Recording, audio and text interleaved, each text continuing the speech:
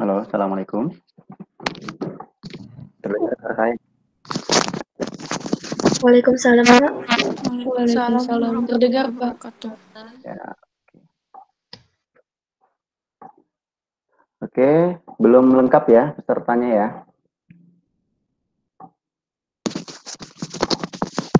Iya, Pak. Ya, oke. Belum Pak. PJ-nya siapa di kelas ini? Siapa namanya kemarin ya? Wulan, Pak. Ulan ya. Oke. Oke, kita mulai saja ya.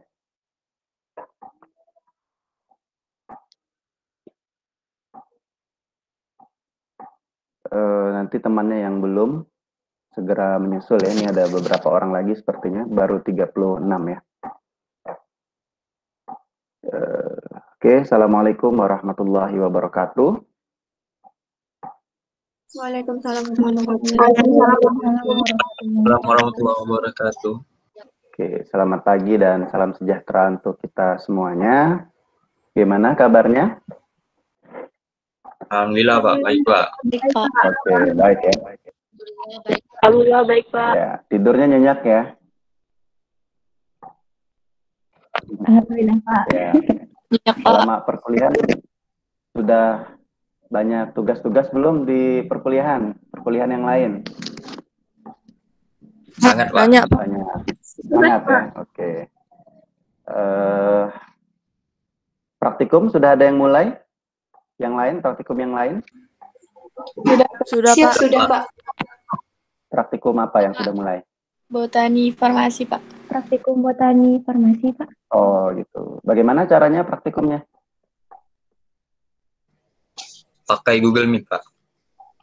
Google Meet. Oh, jadi diberikan penjelasan gitu ya? Atau langsung ditampakkan di dalam lab bagaimana gitu? Atau bagaimana? Teguh.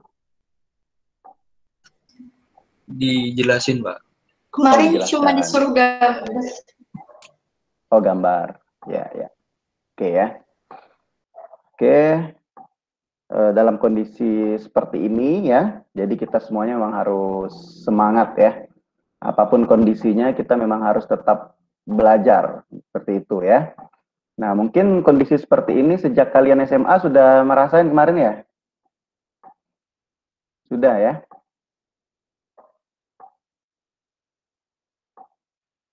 Nah, kemudian dilanjutkan di kuliah juga berlanjut metodenya seperti ini ya. Kita berdoa mudah-mudahan pandemi segera berlalu dan kita bisa belajar normal sebagaimana kita bisa bertatap muka langsung di kampus gitu ya. Sudah pernah ke kampus belum kalian ini? Belum Pak. Belum pernah. Oh, tapi waktu daftar belum pernah kah singgah ke kampus? Belum Pak. Belum ya? Sudah. juga, Pak. Oh, ada yang sudah, ada yang belum ya lah. Wah, ini kerinduan yang luar biasa juga ya, sudah kuliah di Untan, tapi ada yang masih belum pernah ke Untan. Atau mungkin ada yang pernah lewat-lewat di Untan, tapi belum pernah masuk ke fakultas kedokteran ya, kemudian di gedung farmasi dan sekitarnya ya. Ya, nantilah coba kalau ada waktu jalan-jalan kalau memang boleh ya. Oke, jadi sebelum kita lanjutkan, mari kita berdoa sesuai dengan agama dan keyakinannya masing-masing. Berdoa dipersilahkan.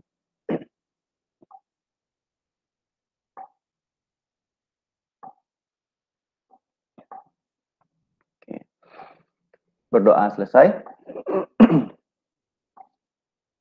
Oke ya. Jadi hari ini agendanya kita adalah terkait dengan praktikum pengantar analisis farmasi ya. Dan untuk teorinya itu kemarin sudah kita laksanakan beberapa pekan yang lalu ya. Insya Allah besok kita akan meet lagi terkait dengan teori pengantar analisis farmasi ya, pertemuan yang ke-8. Seharusnya pertemuannya sampai ke-7 saja ya, tapi kemarin agenda kita memang sudah sampai 7 semuanya, tapi kan pertemuan kita sebenarnya ternyata UTS-nya dimundur ya. Nah, jadi ada waktu, nah itu bisa kalian gunakan nanti untuk mengulang-ulang materi yang sudah dipelajari, kemudian untuk mengerjakan tugas pendalaman materinya, sehingga waktunya cukup panjang lah untuk kalian. Nah, untuk pertemuan besok kita meet teorinya ya. Seperti itu. Kemudian untuk praktikum, kita mulai hari ini dengan pertemuan yang pertama, kemudian diinformasikan nanti malam kita lanjutkan pertemuan yang kedua, pekan depan juga 2 kali ya. Pekan depan sesuai jadwal hari Senin, kemudian hari Selasanya kita gunakan jadwal teori pengantar Anfar, kita gunakan untuk jadwal praktikum ya. Jadi 2 kali juga. Seperti itu. Nah, untuk untuk kegiatan praktikum, nah, jadi ini nama praktikum kita adalah pengantar analisis farmasi ya. Coba saya share screen dulu ya.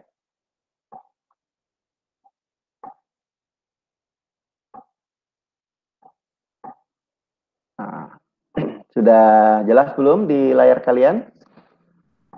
Sudah, Pak. Sudah ya. Nah, ini adalah praktikum kita, adalah praktikum pengantar analisis farmasi ya. Oke, jadi yang mengampu praktikum ini ada 2 dosen ya, ada saya Hadi Kurniawan dan juga Bu Pratiwi ya. Nah, kemudian coba kita lihat ya. Nanti agenda praktikumnya ini yang dari saya saja ya, tapi ini kita tidak semuanya kita lakukan nanti. Dan metode praktikumnya tentunya berbeda ketika kita di lapangan ya. Kalau kita di dalam lab banyak agenda yang harus kalian lakukan, ada berbagai macam laporan segala macam ya, tapi nanti kita akan ubah ya, tidak sama dengan yang ini ya. Tapi setidaknya pada hari ini kita akan melakukan asistensi praktikum, kemudian kita nanti juga akan ada agendanya pengenalan laboratorium ya, tata tertib, kemudian keselamatan kerja. Ini penting, walaupun kalian tidak masuk langsung ke dalam lab, tapi suatu waktu nanti ketika masuk di dalam lab, kalian sudah memiliki gambaran. Nah, nanti juga terkait dengan simbol bahaya dan keselamatan kerja, ya, pertolongan pertama di lab. Nah, kemudian nanti juga pengenalan alat, bahan, dan keselamatan kerja di laboratorium. Kemudian pembuatan larutan, saya pikir di teori yang kalian saksikan di YouTube sudah ada ya, tentang pembuatan larutan. Nah, kemudian terkait dengan suatu metode konvensional, ada titrasi atau volumetri ya. Salah satunya ada titrasi asidi alkalimetri atau titrasi netralisasi. Saya pikir juga sudah ada penjelasan teorinya di video di YouTube. Betul ya? Sudah ada ya? Sudah kalian saksikan kan? Sudah ada? Ada, Pak, di Ada YouTube. di YouTube. Oke. Nah, itu aja nanti yang kita lakukan kalau dengan saya ya. Jadi intinya nanti kita pengenalan alat, ada pembuatan larutan dan titrasi netralisasi atau titrasi asidi alkalimetri. Nah, seperti itu. Itu nanti total pertemuannya ada 7 kali lah dengan saya, termasuk 8 kali dengan tes nanti di akhir. Mungkin setelah UTS nanti kita akan lanjutkan. Oke, seperti itu ya kurang lebih. Jadi pertemuan pekan ini ya, asistensi, keselamatan kerja, pengenalan alat dan bahan, kemudian pekan depan itu ada hubungannya dengan pertemuan yang kalian tonton di YouTube. Nah, gitu. Kalian akan membuat satu project. Nah, setelah UTS nanti, itu kita akan mencoba bagaimana melihat teknik ya, teknik menggunakan titrasi asidi alkalimetri. Nah, tapi teknik ini nanti kalian akan melihat secara langsung di dalam laboratorium. Saya akan membuat video, nanti kalian akan menyaksikan seolah-olah kalian juga akan berada di laboratorium tekniknya. Nah, saya ingin tahu dulu, kira-kira kalau terkait dengan titrasi, itu di SMA sudah pernah belum ya? Sudah, Pak. Sudah ya, titrasi apa yang dilakukan di SMA? Titrasi asam basa, Pak. Oh, asam basa, oke. Ya, berarti itu tidak sesuatu hal yang baru lah ya. Nah, maka kalau sudah pernah di SMA, maka teori-teori yang kalian dengarkan di YouTube, saya pikir itu menambah wawasan kalian lah. Jadi bukan hal yang baru. Nah, mungkin nanti kita akan aplikasikan saja dalam ilmu kefarmasian. Dalam hal ini pengantar analisis farmasi. Karena analisis farmasi ini di mata kuliah yang pengantar ini ya, kita akan mempelajari metode yang sederhana dulu ya, konvensional, yaitu menggunakan alat-alat gelas gitu ya, seperti titrasi dan sebagainya. Tapi itu konsep yang dasar, konsep penting. Bagaimana kita menimbang yang benar, bagaimana kita memilih alat yang benar, yang mana yang kuantitatif, kualitatif. Kita memilih pipet yang benar. Kalau kita ingin mengambil sekian mili, sekian ppm, sekian mikro, pipet yang mana yang kita pilih? Ada berbagai macam jenis pipet-pipetan itu. Nah, seperti itu. Itu konsep yang penting harus kita camkan bersama ya. Nah, kemudian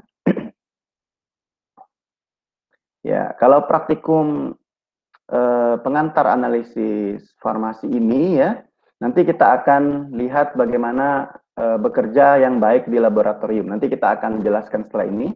Kemudian nanti juga ada mengenal alat ya, karena kalian masih semester 1 ini penting, mengenal bahan, keselamatan kerja di lab, dan skill lab dasar. Skill lab dasar. Jadi menimbang, memipet, segala macam itu adalah skill-skill dasar di lab yang harus dikuasai. Selanjutnya nanti membuat larutan, menetapkan konsentrasi larutan. Nah, itu teori juga sudah ada di YouTube kemarin ya. Bagaimana dengan berbagai macam konsentrasi ya, ada persen, ppm, molaritas, normalitas, semuanya ada di teori kemarin. Kalau lupa boleh diputar kembali ya. Kemudian nanti baru masuk ke konsep dasar asam basa, titrasi asam basa. Nah, sampai di situ saja kalau dengan saya nanti. Selanjutnya dengan Bu Pratiwi nanti lanjut metode konvensional yang lain. Mungkin nanti ada titrasi redox atau gravimetri. Nah, kemarin sudah di teori kan sudah ada mendengarkan video. Metode konvensional ada titrasi, titrimetri, ada gravimetri. Prinsipnya masing-masing juga sudah dijelaskan. Yang pertama, titrimetri disebut volumetri, itu berdasarkan volume. Berapa volume yang didapatkan, sehingga nanti bisa menetapkan konsentrasi. Kalau gravimetri, bobot ya, konstan, bobot konstan. Berapa beratnya, sehingga nanti bisa ditetapkan untuk menentukan konsentrasi. Nah, rumusnya berbeda kalau gravimetri ini. Nah, mungkin nanti dengan dosen selanjutnya ya. Oke, kalau mau tanya-tanya juga silahkan, boleh. Kemudian, ya, yang pasti nanti kalian ini sebagai gambaran pengetahuan dan keterampilan ya. Terutama keterampilan dasar untuk menerapkan ilmu farmasi ini dalam pekerjaan kefarmasian. Nah, agar kalian memiliki gambaran apa sebenarnya manfaatnya mempelajari ini ya. Misalnya kayak gini, kalau di titrasi asam basa ini nanti gambarannya, misalnya kalau kalian nanti bekerja di laboratorium atau bekerja di laboratorium BPOM misalnya, Badan Pengawasan Obat Makanan, ada suatu produsen ingin mendaftarkan produk gitu ya, produk rumah tangga. Misalnya apa produk yang biasa kalian untuk makan bakso tuh? CH apa ya? CH3, COOH, asam asetat atau cuka ya. Nah, kalau di produsen itu biasanya di dalam botolnya itu ada tulisan label konsentrasinya enggak? Nah, misalnya ada yang 5%, ada yang tertulis 20%. Dia konsentrasinya dalam persen biasanya ya. Nah, maka kita akan mengecek apakah benar konsentrasi yang diklaim oleh produsen itu. Nah, maka kita cek bagaimana caranya. Ya, karena sampelnya tadi adalah asam, maka kita bisa lakukan dengan salah satu metode konvensional yaitu titrasi netralisasi, titrasi asam basa. Nah, kalau sampelnya asam, berarti kita harus titrasi dia dengan suatu larutan standar. Larutan standarnya adalah basa. Nah, karena larutan standarnya basa, maka dia alkalimetri atau asidimetri. Siapa yang bisa menjawab?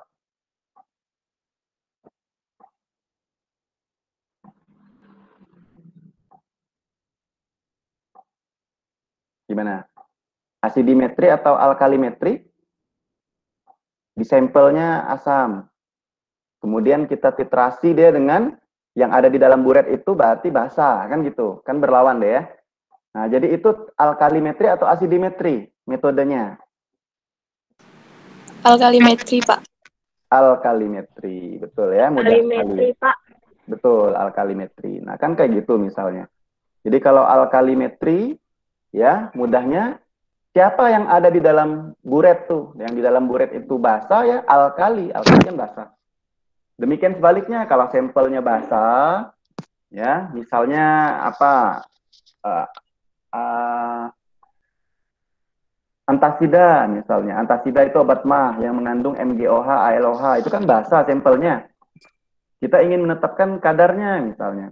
Maka kita titrasi dia dengan asam. Nah, itu berarti asidimetri karena di dalam buret itu asam. Sementara di dalam Erlenmeyer sampelnya itu basah. Nah, seperti itu mudahnya ya. Jadi aplikasinya seperti itu contoh sederhananya.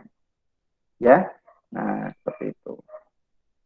Tapi nanti konsentrasinya kalau dalam persen ada cara menghitungnya. Nah, ada rumusnya. Ada rumusnya dalam menghitung persen konsentrasi titrasi asid di alkalimetri. Mungkin kalau dulu di SMA sudah pernah belum diajarkan ya? Menghitung konsentrasi titrasinya pakai apa kemarin? Apakah normalitas atau molaritas atau sampai ke persen kadar di SMA? Gimana? Ingat nggak? Atau coba mencoba titrasi aja belum sampai menetapkan kadar?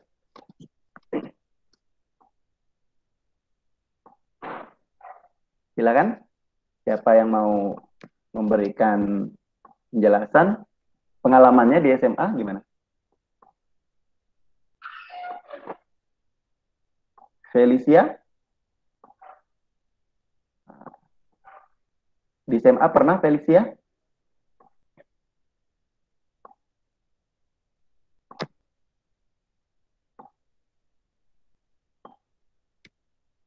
Yolanda?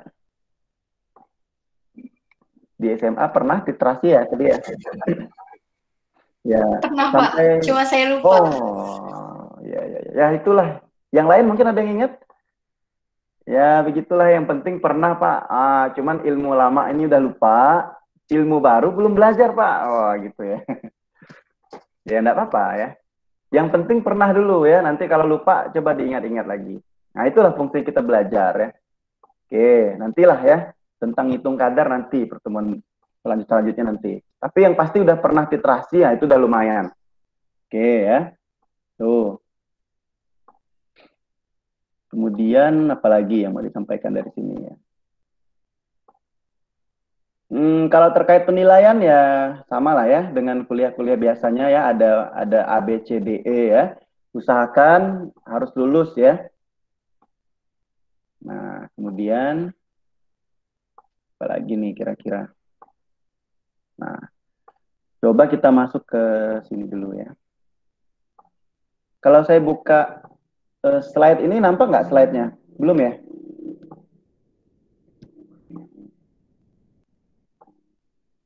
Kalau saya buka slide, nampak nggak? Sekarang belum ya?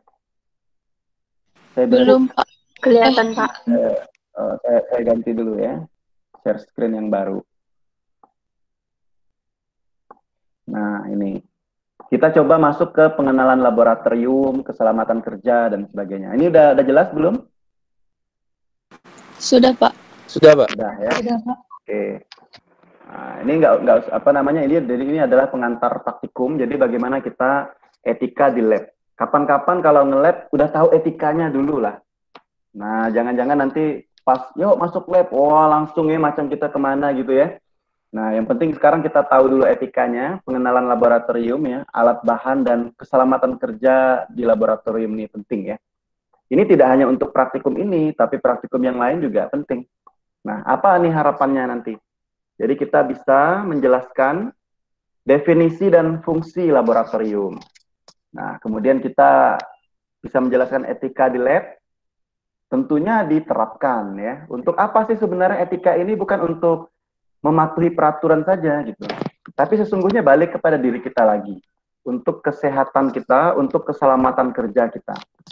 Nah, kemudian yang diharapkan selanjutnya adalah mengenal jenis alat, fungsinya. Nah, ini nanti ada penugasan khusus lah terkait dengan alat dan bahan ini ya. Nah, ada penugasan khusus nanti. Tujuannya adalah agar mengenal alat dan bahan. Sebelum kita lanjut ke pekan depan gitu. Jadi pekan ini tujuannya adalah kalian mengenal alat dan bahan, nanti ada penugasan khusus terkait ini, dan tugasnya per kelompok ya. Oke. Kemudian kenal bahan juga. Nah, kemudian mengenal simbol bahaya dan pertolongan pertama di lab. Nah, maka coba kita lihat dulu lab nih. Kalau dari segi definisi ya banyak sekali lah ya. Definisi bisa kita ambil dari KBBI ya, atau peraturan ya. Nah, intinya suatu tempat, ruangan, bangunan, kamar ya, dilengkapi dengan alat-alat bahan, kemudian ada metode keilmuan tertentu untuk melakukan riset, bisa penelitian, atau praktek pembelajaran, atau eksperimen, atau percobaan ilmiah, pengukuran, penyelidikan, pengujian, kalibrasi, produksi bahan, ataupun pelatihan ilmiah. Nah, terhadap suatu bahan atau benda sehingga kegiatan tersebut terkendali. Nah, itu ya laboratorium. Tapi kalau ada definisi Permenpan nomor 3 2010, laboratorium itu unit penunjang akademik. Nah, seperti halnya kita ini, unit penunjang akademik pada lembaga pendidikan. Jadi dia ada ruangan tertutup, ya, ada juga yang terbuka. Tidak semuanya lab itu harus di dalam ruangan. Ada juga yang lab itu di lapangan, tergantung mata kuliahnya, tergantung jurusannya apa ya. Kadang lab itu di lapangan gitu. Atau laboratorium bisa jadi di masyarakat, seperti itu. Nah, sifatnya permanen atau bisa juga bergerak, dikelola sistematis untuk kegiatan pengujian. Nah, ini hampir sama dengan yang di atas tadi ya. Ada pengujian, ada kalibrasi, atau ada juga produksi skala terbatas. Nah, ada juga menggunakan alat dan bahan dan metode keilmuan tertentu. Nah, sama seperti yang di atasnya tadi tuh. Pengertian di atas. Dalam rangka apa? Pendidikan, penelitian, pengabdian kepada masyarakat. Seperti itu ya. Nah, bisa jadi pengabdian kepada masyarakat kita nge-lab, kemudian hasil lab kita nanti kita sampaikan kepada masyarakat, kita ajarkan kepada masyarakat misalnya. Misalnya bagaimana sih caranya mengolah pisang biar dia tidak cepat busuk misalnya. Nanti kalau kita udah dapat uji coba di lab, kita sampaikan di masyarakat sehingga apa? Petani-petani pisangnya tadi tidak cepat busuk. Kira-kira diberi apa ini gitu. Nah, itu kan contoh saja ya. Atau bisa saja mengolah makanan menjadi sesuatu yang memiliki nilai yang lebih tinggi. Kita coba di lab, kemudian kita misalnya ajarkan membuat sabun misalnya. Kalau farmasi ya, kita formulasi sabun menggunakan bahan-bahan yang ada di sekitarnya misalnya.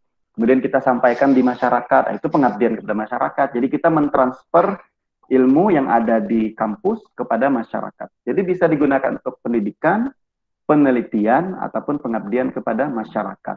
Nah, itu lab ya. Jadi penting sekali kalau khususnya farmasi. Fungsinya macam-macam. Ya, sumber belajar, metode pembelajaran, sarana pendidikan, berlatih, mengembangkan keterampilan ya. Nah, kalau kondisi sekarang ini kalian belum bisa masuk ke dalam lab, tidak masalah. Yang penting kalian gunakan berbagai fasilitas yang ada. Kalau sekarang kesempatannya dengan Meet, tatap maya, tatap layar, manfaatkan saja itu. Ketika sudah tahu informasinya, ketika nanti di lab, ya kalian bisa langsung mengaplikasikan. Seperti itu ya. Nah, motorik juga, motorik. Walaupun sebenarnya tidak bisa digantikan kalau tidak turun ke lab ya, tapi kondisi seperti ini, ketika kita tidak bisa melakukan semuanya, maka prinsipnya adalah jangan tinggalkan semuanya. Kita lakukan apa yang kita bisa lakukan, kan seperti itu ya. Nah, kemudian keberanian, juga itu termasuk ya, memupuk keberanian. Kemudian mencari kebenaran ilmiah. Nah, rasa ingin tahu, percaya diri. Nah, itu berbagai macam tuh fungsi di lab itu. Karena ini untuk bereksperimen, mencoba teori-teori, kita coba di lab bagaimana. Kadang ada yang sesuai, ada yang tidak. Kalau tidak sesuai, apa ya yang salah?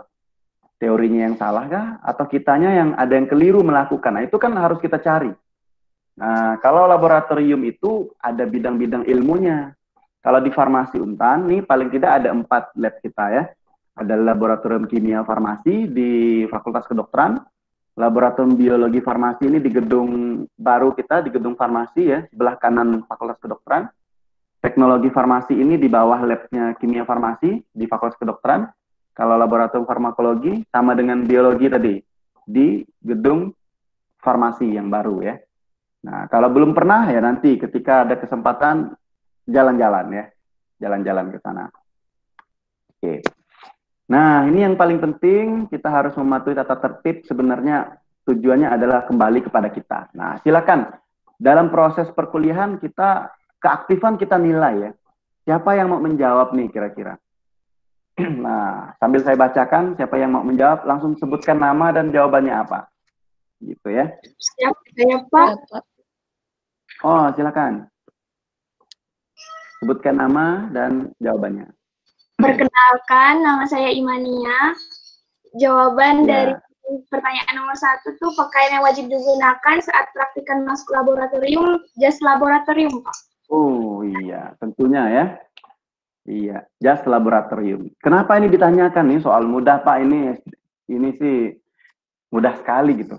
Ya pertanyaan ini tujuannya untuk merefleksikan kita. Karena apa? Kadang kita masuk lab kita pakai sendal ya, pakai tidak yang seharusnya kita gunakan. Kadang kita tuh tahu tapi kita tidak mengamalkannya gitu. Nah, maka kalau ditanya ini pakaian yang wajib ya jas lab ya, bukan jas hujan ya. Nah, jas lab, jas laboratorium. Oke. Betul ya. Maka kita lihat lagi lanjut yang etika kerja di lab nih. Nah, kenapa perlu etika?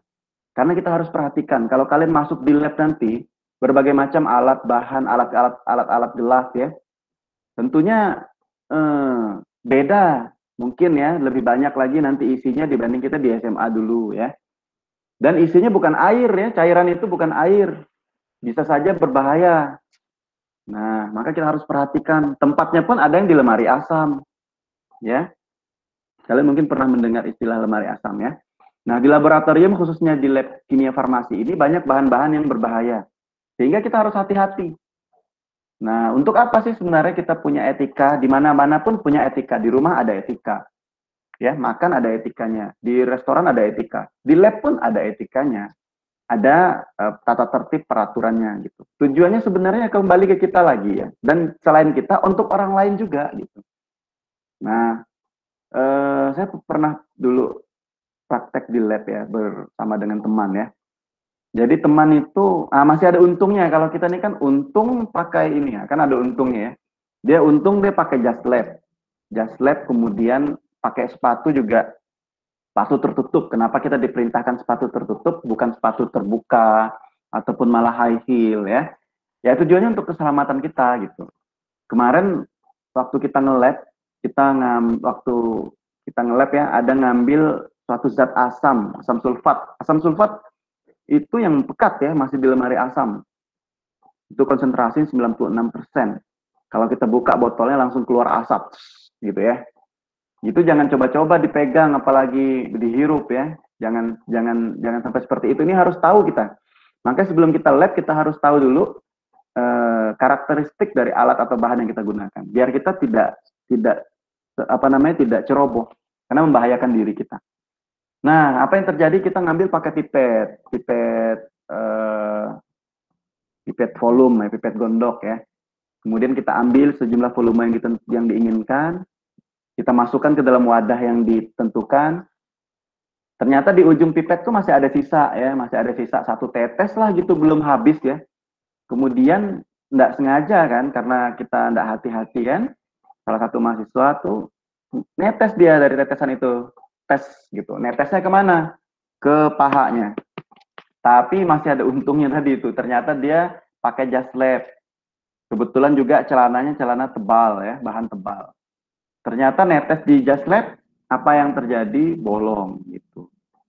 Tes bolong. Untung jas labnya yang bolong, bukan kulitnya yang bolong. Nah itu ya hati-hati. Karena tadi itu sangat berbahaya, bisa membuat rusak kulit kita nih. Kalau tidak hati-hati, kalau netes di kulit bisa terbakar, bisa iritasi. Nah, atau tadi tuh malah bolong khawatirnya ya, dan sebagainya. Hati-hati. Belum lagi ke mata, ke hidung ya. Makanya nanti peralatannya macam-macam. Kalau perlindungan mata nanti ada seperti kacamata yang kalian lihat biasanya di gambar itu ya. Ada kacamata keselamatannya ya, dan sebagainya. Maka untuk menghindari hal-hal yang tidak diinginkan, maka kita perlu memperhatikan etika di lab itu. Nah, Apa yang perlu kita jaga ini? Nah, kita harus jaga semua senyawa atau pelarut itu dari mulut.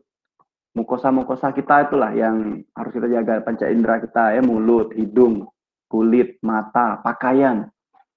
Nah, makanya untuk melindunginya maka kita wajib pakai sepatu tertutup, bukan sepatu terbuka ya. Siapa tahu nanti tertetes di kaki dan sebagainya. Pakai jas lab dengan rapi, dikancingkan dengan baik. Jangan untuk gaya-gaya saja ya. Jangan lupa kebersihan juga penting, dicuci dan sebagainya. Karena apa? Takut kontaminasi. Belum lagi nanti kalau kalian praktikum di lab-lab yang ada virus, bakteri. Nah, kalau tidak dicuci malah nanti kontaminasi dan sebagainya.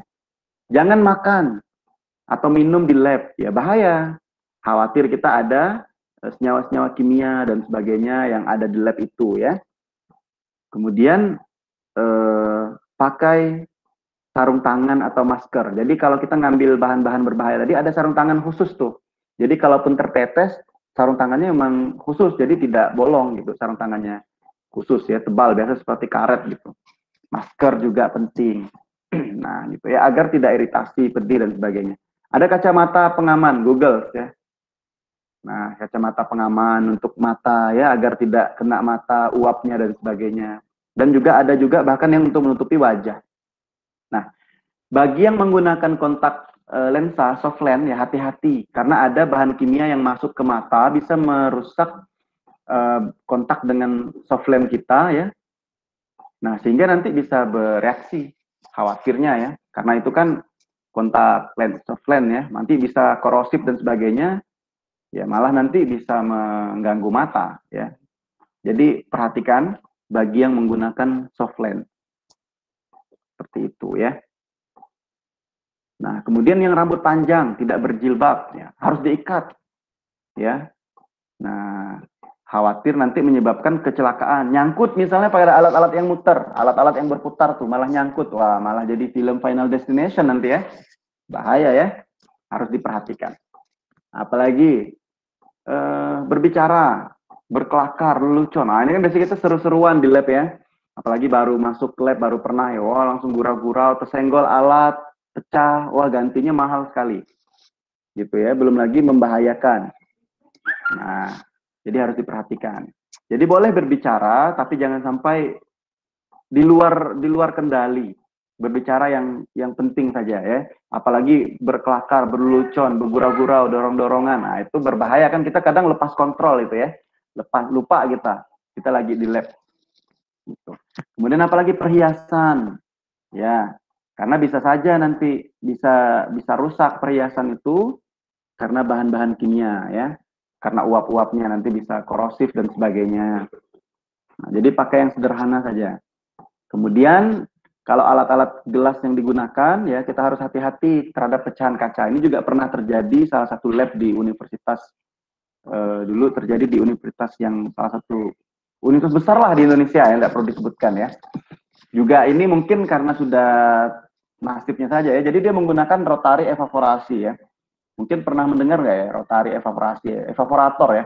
Jadi untuk menguapkan suatu ekstrak, diuapkan. Dia kan berputar kaca tuh. Kemudian berputar gitu ya, tiba-tiba dia meledak gitu. Dan kacanya itu ya, pecahan kacanya ada yang nempel di kulit, ada yang nempel di tangan, luka-luka lah gitu. Namanya juga pecahan kaca, terus gitu ya. Sehingga harus dibawa ke rumah sakit.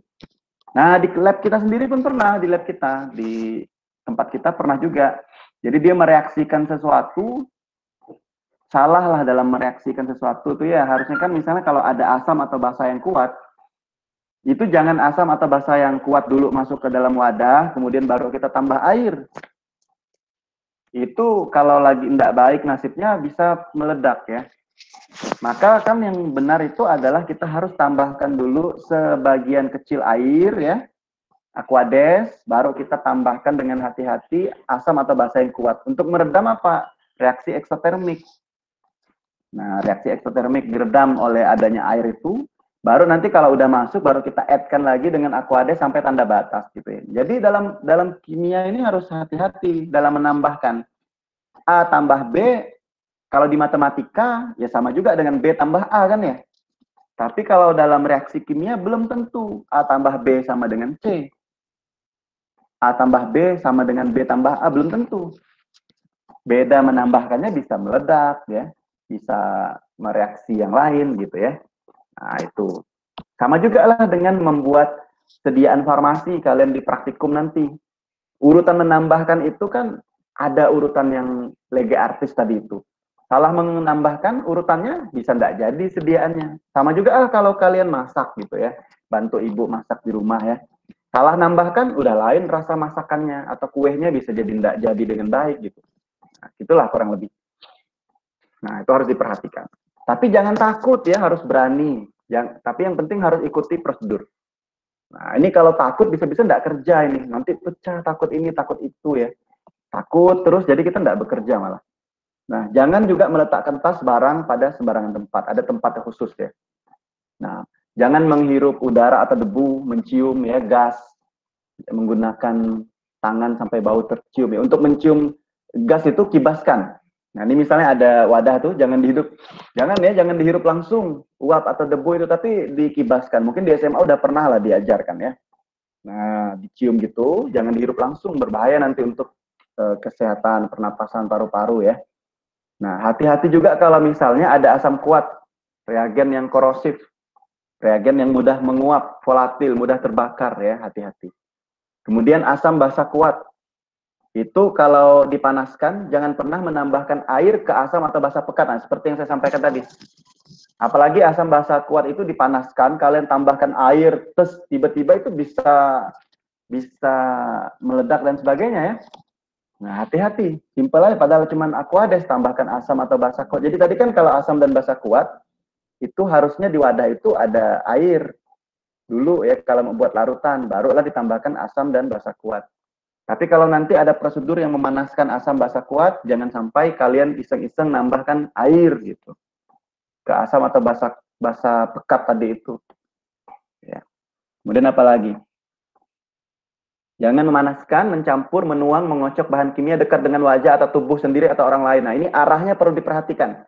Arah botol itu, arah tabung, jangan sampai mengarah ke wajah kita atau wajah orang lain.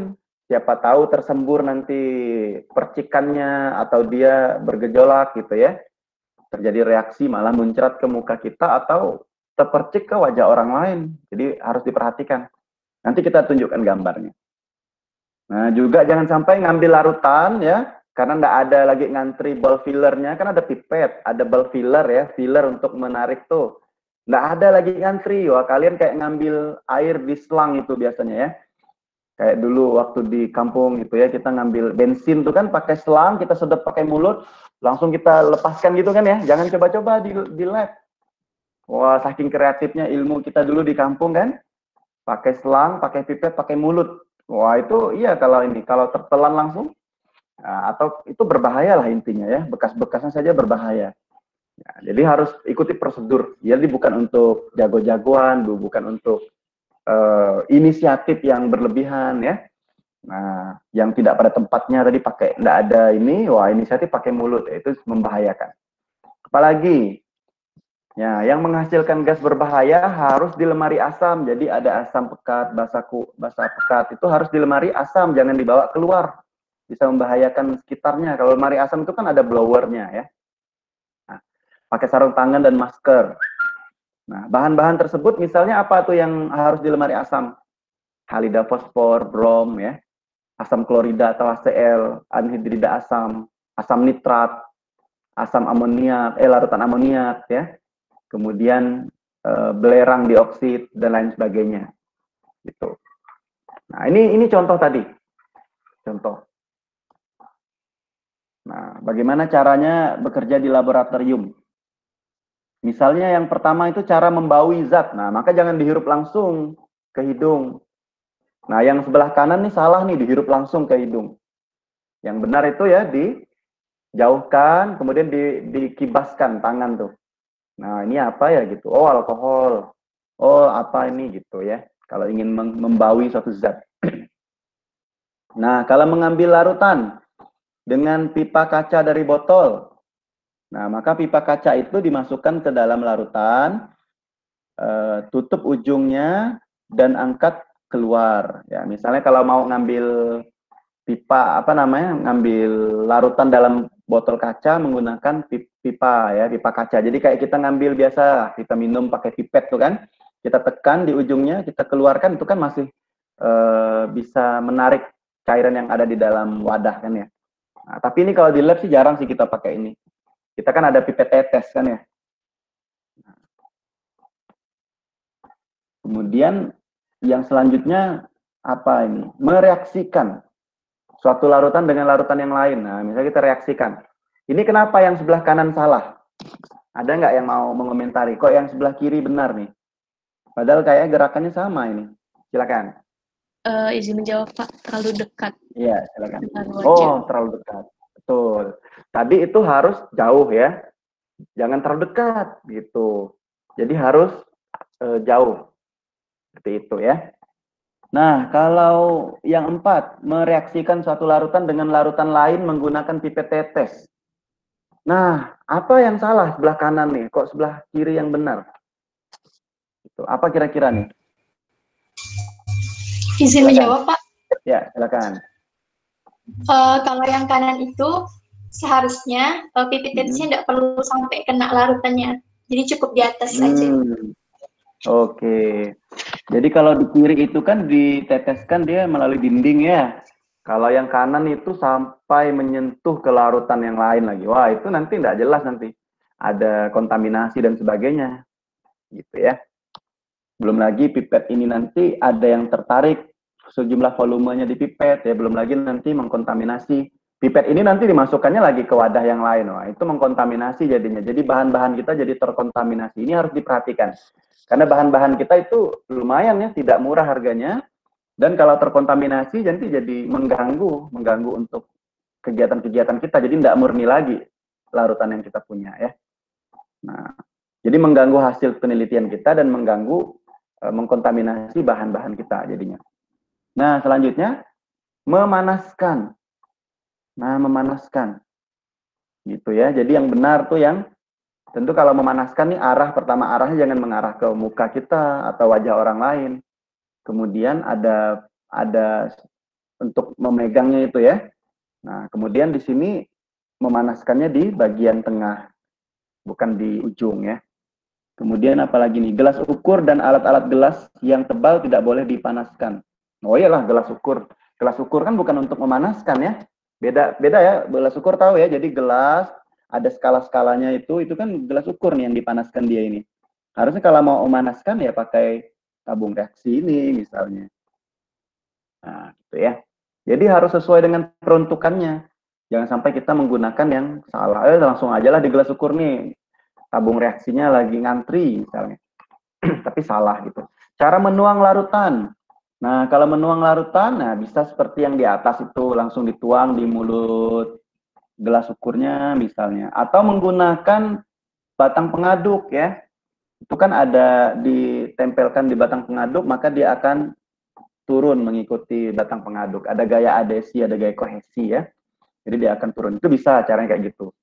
Atau pakai corong ya, atau pakai corong ya, corong gelas misalnya bisa juga. Nah, ini yang penting juga ini. Bagian nomor 7 nih, harus diingat-ingat nih. Cara kalau kita misalnya mengukur satu volume larutan tertentu, entah itu di buret untuk mentitrasi, entah itu di gelas ukur nih. Nah, kalian bisa sambil catat ya kalau ada hal-hal yang penting ya. Nanti kan ada terkait tugas, ada alat dan bahan itu kan, apa nama alatnya, bagaimana gambarnya, bagaimana cara menggunakannya, itu nanti kalian catat, ada penugasan nanti setelah ini ya.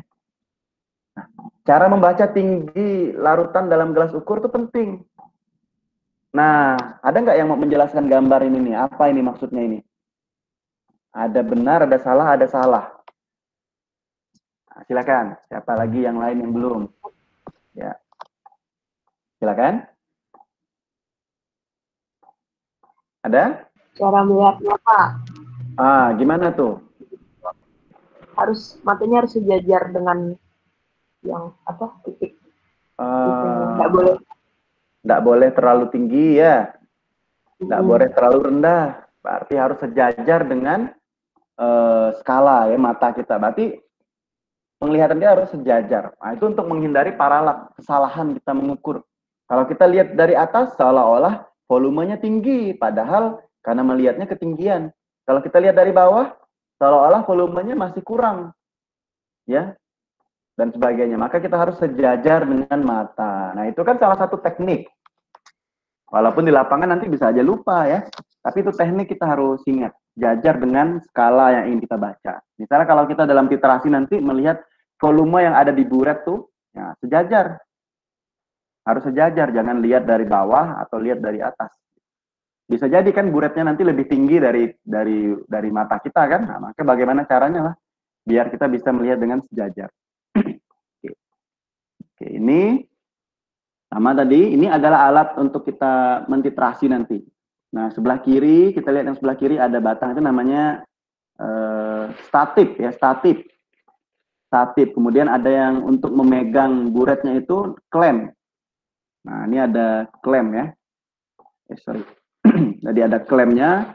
Nah, yang ada terisi warna ungu atau warna biru itu adalah buretnya. Di buret itu ada keran ya, ada keran. Untuk memegang keran bisa lihat gambar yang di bawahnya itu ada tangan. Jadi kalau kalian itu ada yang kidal nggak di sini? Ada yang kidal?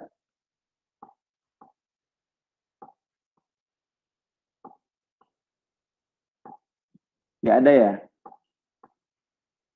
Nah, kalau ini kan dia ini kadal nih. Kadal apa kadal? Kanan dari lahir ya. Kalau kidal kiri dari lahir ya. Jadi kalau misalnya kan pada umumnya ini banyak yang kanan dari lahir. Artinya dia kebiasaannya menggunakan tangan kanan ya. Jadi kalau menggunakan tangan kanan, berarti untuk memegang kerannya ini dia gunakan tangan kiri ya. Kemudian posisi kerannya itu ada di sebelah kanan. Jadi tangannya itu, nah gitu ya. Bisa dilihat ya di gambar ya. Jadi ibu jarinya dengan telunjuknya itu melewati buret ya. Karena kerannya ada sebelah kanan. Jadi kita gunakan kerannya itu dengan kanan kiri. Kemudian tangan kanan kita untuk menggoyang ya, seperti gambar sebelah kanan itu ada dia megang Erlenmeyer, itu kan untuk menggoyang. Nah, seperti itu diperhatikan. Itu nanti teknik ya, teknik dalam menggunakan titrasi, alat titrasi. Nah, seperti itu. Kemudian kalau misalnya harus dipipet dengan botol semprot, misalnya ada yang menempel di Erlenmeyer, biasa kan kalau dalam teknik titrasi ini ada namanya prinsip setengah tetes. Apa tuh setengah tetes? Jadi misalnya kalau dia udah keluar dari ujung tabung buret, tapi dia belum netes. Nah, untuk meneteskannya kita semprot dengan botol semprot gitu ya. Atau dia ditempelkannya lihat gambar yang di bawah itu, dia tempelkannya ke dinding Erlenmeyer. Tujuannya apa sih sebenarnya? Agar ini menghasilkan perubahan warna yang konstan, tapi yang pertama kali berubah gitu. Bagaimana kalian dengarkan di video itu. Kalau semakin lama kita meneteskannya, warnanya kan akan semakin pekat. Dan itu sangat jauh dari titik ekivalen. Jadi titik akhir titrasinya jauh dari titik ekivalen, itu udah tidak tepat kita kerjanya. Nah, itu kalau mendengarkan dengan seksama ada dijelaskan di video kemarin ya. Tentang titrasi itu, video yang part 2 itu ya. Ada ya. Nah, kemudian nih dia melihat mata ini sejajar dengan buret ya. Tidak lebih tinggi, tidak lebih rendah. Nah, itulah kurang lebih teknik yang harus dikuasai. Oke. Nah, ini coba kalau kita lihat untuk melihat pipet ya. Berapa volumenya ini? Nah, maka kalau yang kita harus perhatikan nih. Kita lihat dulu skalanya. Ternyata yang lebih kecil, yang lebih besar di mana kan ada 4, ada 5. Jangan sampai terbalik kita melihat skalanya. Nah, kalau yang pertama kira-kira berapa nih? Ada 4 ya. Berapa nih kira-kira skala yang pertama sebelah kiri nih? Berapa volumenya nih kira-kira?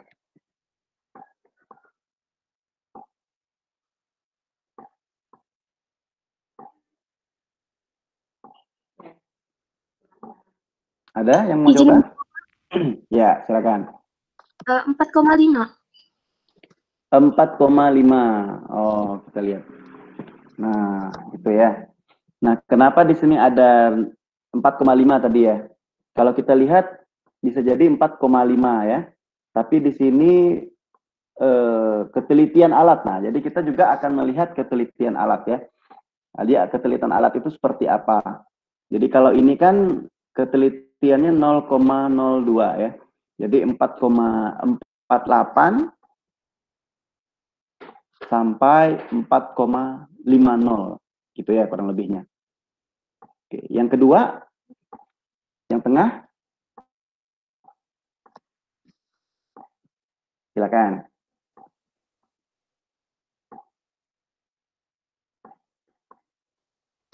Berapa itu kira-kira? Izin menjawab, Pak. Ya, silakan. 4,78 sampai 4,80. Oh, 4,78 sampai 4,80. 4,80. Kita lihat. Nah, tadi 78 katanya ya, sampai 80 ya. Maka kalau untuk melihat volume, nah kita perhatikan yang mana nih. Nah, maka kita lihat dulu ada meniskus cembung, ada meniskus yang cekung ya. Lihat meniskusnya. Dari teknik melihat skala itu tadi, pertama kita harus sejajar mata, itu yang pertama ya. Yang kedua, ada meniskus yang harus kita perhatikan. Kalau dia larutannya larutan jernih atau larutan encer, maka yang kita lihat itu adalah meniskus cekung. Mana meniskus cekung? Itu adalah yang mencekung tuh, bagian perutnya yang bawah tuh, bagian perut. Bukan yang atasnya ya, bagian yang melengkung yang bawah itu. Nah, itu cekung, meniskus cekung. Beda nanti kalau dia larutannya larutan pekat atau larutan berwarna. Itu dia akan membentuk meniskus cembung. Jadi dia akan seperti membentuk gunung. Kalau ini kan kayak membentuk lembah ya. Nah, dia akan membentuk gunung tuh. Nah, yang dilihat itu adalah yang puncak gunungnya. Nah, kalau ini kan larutannya jernih. Jadi yang dilihat itu adalah meniskus cekung, yaitu yang lembah yang bawah itu. Kalau tadi itu kan 78 ya, berarti yang kalian lihat itu adalah yang bagian atas itu ya. Nah, yang kalian lihat itu adalah yang cekungnya yang bawah. Nah, coba kalau kita lihat yang bagian cekung bawah itu kan antara 4,9 belum sampai ya. 4,9 belum sampai, 4,8 sudah lewat. 4,8 sudah lewat ya. Nah, jadi 4,86 atau 4,87. Nah, ini bisa jadi nih di sini 4,86, 4,87. Ya, ini adalah apa namanya? Faktor ketelitian alatnya ya. Jadi antara 4,8 sampai 4,9 ya, tapi kan 4,8 sudah lewat, 4,9 belum sampai. Jadi mendekati 4,85 gitu kan ya. Atau di sini 4,86 sampai 4,87. Nah, itu ya. Jadi lihat cekungnya. Nah, sekarang coba lihat yang paling kanan. Lihat cekungnya, meniskus cekungnya. Ini berapa kira-kira volumenya? Izin jawab. Ini agak beda dengan, ya silakan. Silakan boleh, yang laki-laki dulu. Ya. Silakan. Itu kira-kira antara 4,98 sampai 4,99. Oh gitu, kita lihat ya.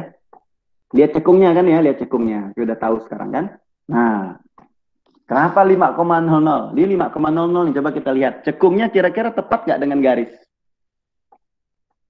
Tepat dengan garis ya. Tepat, Pak. Nah, kalau tepat dengan garis 5,00.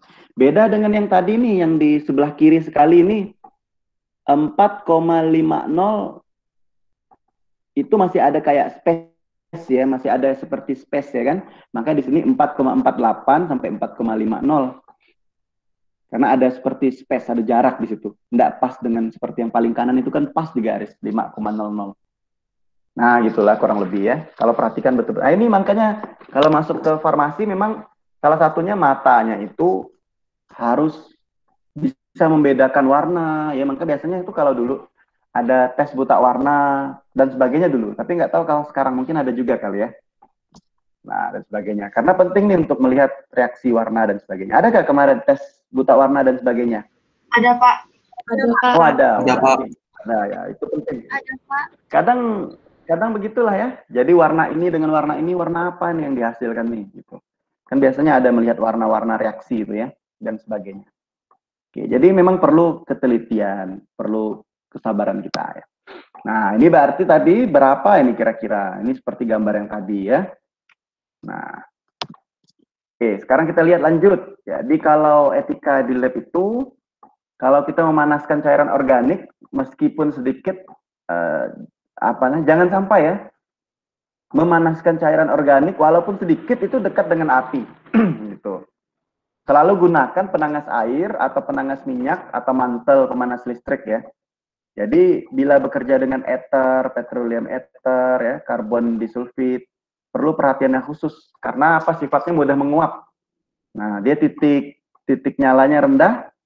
Nah, sehingga tidak ada titik nyala. Jadi nanti mudah meledak dan sebagainya lah gitu ya. Harus diperhatikan. Jadi biasa kalau kita ingin memanaskan cairan itu tidak langsung ya, biasanya dia dimasukkan ke dalam penangas air dulu. Jadi kita ada penangas, nah kita masukkan ke dalam penangas air itu, tidak langsung kena api dia. Kemudian memanaskan cairan atau larutan terutama cairan organik di tempat terbuka. Nah ini khawatir apa? Khawatir ya uapnya nanti bisa ke udara ya. Bahkan nanti yang kita khawatirkan uapnya itu ya menyebabkan gangguan di pernapasan kita atau bahkan ada yang sampai mabuk dan sebagainya ya, uap-uap larutan tertentu. Nah, jadi menggunakan kondensor yang disusun. Nah, ada alatnya nih namanya, ada nama alatnya reflux ya, ada juga destilasi. Nah, mungkin nanti kalian bisa searching nih, ini kan salah satu nama-nama alat yang saya sampaikan nih, kalau belum tahu bisa dicatat. Nanti bisa dicari gambarnya, fungsinya apa, dan sebagainya ya. Ada reflux, ada destilasi. Jadi dia sistemnya tertutup ya. Tuh. Dalam gelas-gelas ini ya. Ada kondensornya. Nah, kondensor itu nanti dia menyebabkan cairannya terkondensasi. Jadi uap gas yang panas itu akan menjadi tetesan-tetesan lagi karena adanya kondensasi. Karena dialirkan oleh aliran yang dingin. Nanti kalau belum tergambar, pelan-pelan ya dicatat dulu misalnya kalau yang masih membingungkan. Ada destilasi, ada reflux tuh, ada kondensornya masing-masing. Kemudian kalau ada sistem tertutup, ya jangan dipanaskan. Kecuali ada instruksi yang jelas ya, nanti khawatirnya ada ledakan. Kemudian ada juga yang eksplosif ya, kayak ether, hidrokarbon membentuk peroksida yang eksplosif ya. Ya spontan. Jadi kalau destilasi yang mengandung peroksida ini berbahaya ya, bisa meledak kalau dipanaskan. Nah, oleh karena itu pelarut-pelarut seperti ini tidak boleh diuapkan atau didestilasi. Jadi sebenarnya kita harus lihat gimana sih melihatnya, maka kita akan lihat label yang ada di botol nanti. Ada nggak gambar eksplosif? Karena ada keterangan gambar, nanti kita lihat simbol-simbol yang ada. Nah, itu kan memberikan informasi kepada kita bagaimana sifat dari bahan itu ya. Jadi kita sekali mengenal bahan ini. Nah, atau dalam istilahnya itu ada namanya MSDS. Nah, kalau baru pernah mendengar kata MSDS, itu Material Safety Data Sheet. Jadi ada lembar yang menerangkan tentang keamanan dari bahan. MSDS. Jadi sebelum kita bekerja dengan bahan-bahan tertentu, kita harus kuasai dulu MSDS itu. Bagaimana sih sifat-sifat bahan itu?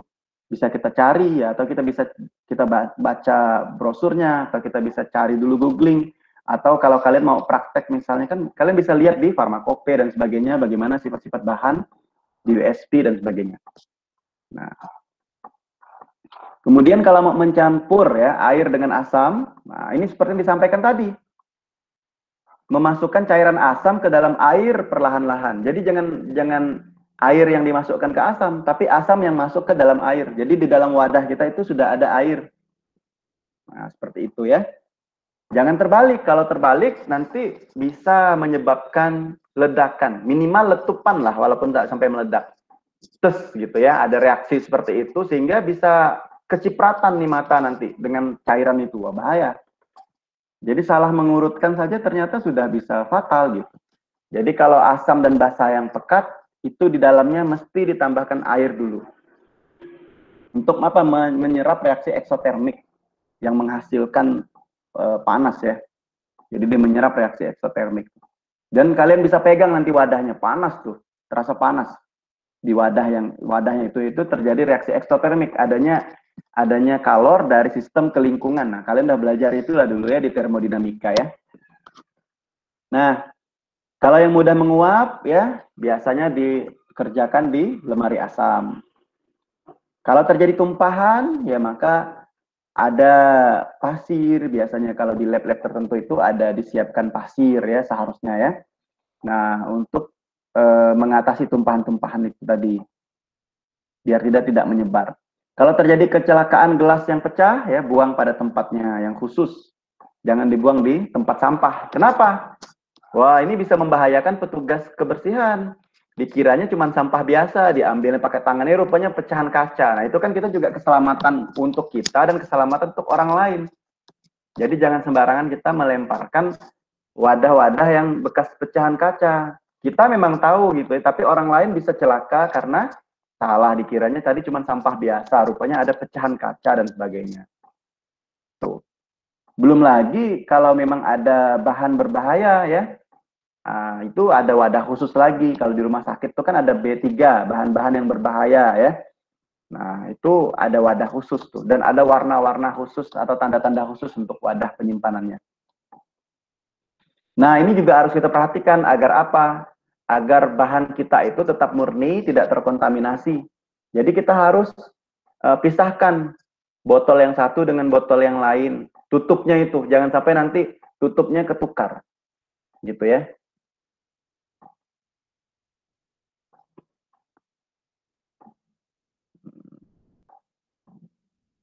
Oke.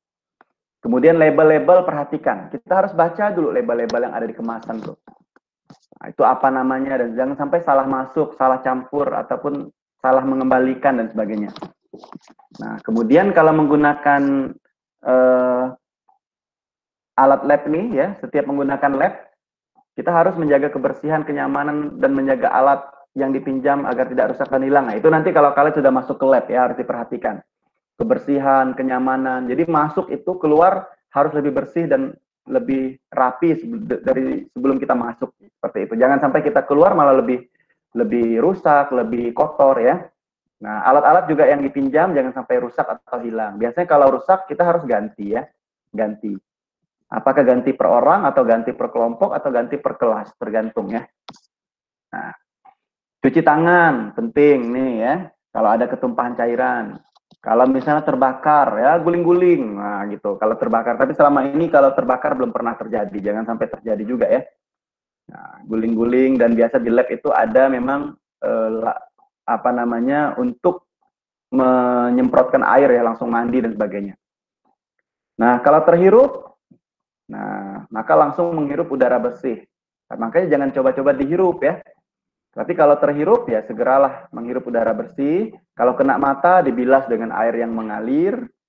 Nah, kemudian ini yang harus penting juga, harus bersih, kering, dan dikembalikan kepada laboran setiap alat-alat yang kita pinjam atau kita pakai. Nah, dan harus proaktif kita sebagai seorang praktikan. Jadi namanya kalian yang praktikum itu namanya praktikan. Gitu ya. Nah, ini yang harus diperhatikan. Harus proaktif. Nah, ini nomor 2. Silahkan. Siapa yang mau menjawab?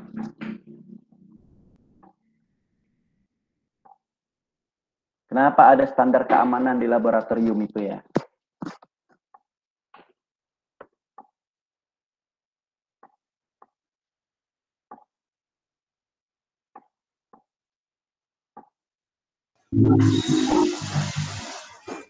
Gimana? Jawab, Pak. Ya, silakan.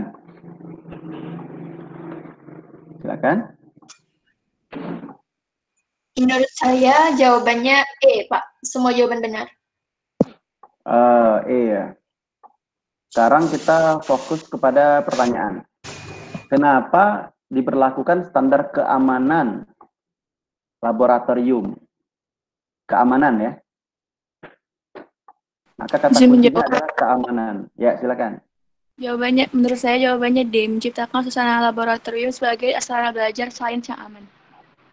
Nah, Karena di sini terkait dengan standar keamanan, ya berarti yang lebih tepat itu adalah yang ada kata kuncinya. Aman ya. Jadi biar aman lab itu, tempat kita belajar tuh jadi aman, maka ada standar keamanannya. Seperti itu ya. Kalau hal-hal yang lain ini, ya itu apa namanya, tata tertib dan sebagainya, ya itu yang lain-lain. Tapi karena di sini yang ditanya standar keamanan, ya maka jawaban yang tepat B.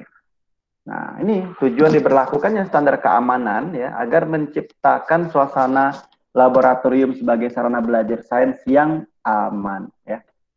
Oke. Nah, nomor 3, apa ini kira-kira? Silakan, yang belum. Kecuali. Nah, kecuali.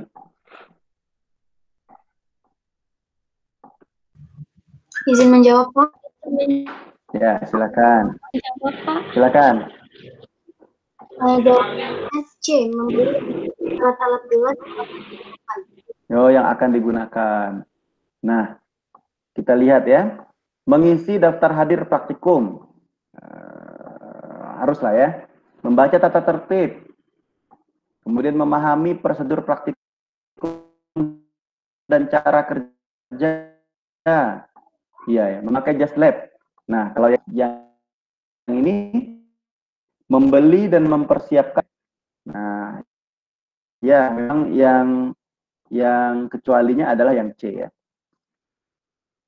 Ini kan apa namanya, pelaksanaan praktikum dilakukan, berarti kalian harus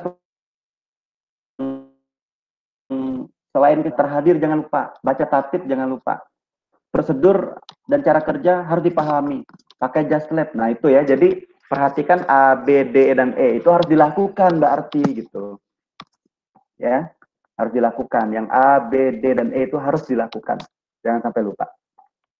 Nah, jadi wajib, apa yang wajib dilakukan? Isi daftar hadir, baca tata tertib, prosedur harus paham, pakai Just Lab. Nah, kalau kalian mencampur bahan berbahaya itu di lemari asam, ini tambahannya ya. Kalau mencampur bahan berbahaya di lemari asam, jangan sampai dicampur di luar lemari asam. Nah, itu kewajiban yang harus dilakukan. Nah, nomor 4, apalagi kira-kira ini yang tidak boleh dilakukan ketika praktikum? Yang tidak boleh. Nah,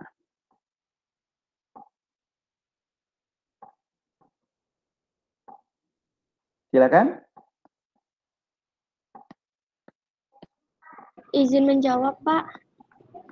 Ya, silakan. Jawabannya D. D.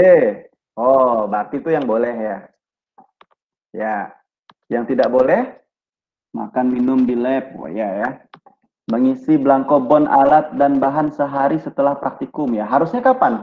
Kok sehari setelah praktikum? Harusnya saat praktikum ya. Jangan sehari setelah praktikum baru diisi alat dan bahan sudah selesai praktikumnya kan gitu. Jadi bukan sehari setelah praktikum, tapi saat praktikum itu, sebelum praktikum dimulai, nah itu udah mengisi belangko bon alat dan bahan. Nah, jadi yang B tidak boleh dilakukan karena udah lewat praktikumnya. Sehari setelah praktikum ya. Sandal, tidak boleh. Tadi keamanan, pakai sepatu ya. Melepas Just Lab, ya tidak boleh kecuali udah selesai. Jadi yang boleh dilakukan yang D. Yang harus malah, yang wajib malah itu. Mencampur bahan berbahaya di lemari asam ya. Oke, betul ya. Nah, ini tadi. Sudah dijelaskan tadi ya. Oke. Nah, ini mengenal alat nih. Boleh nih kalian foto atau apa. Nanti kan ada penugasan nih di pertemuan kita yang kedua terkait dengan ini. Boleh, silakan mau di screenshot dulu boleh. Tapi ini contoh-contoh sedikit aja ya.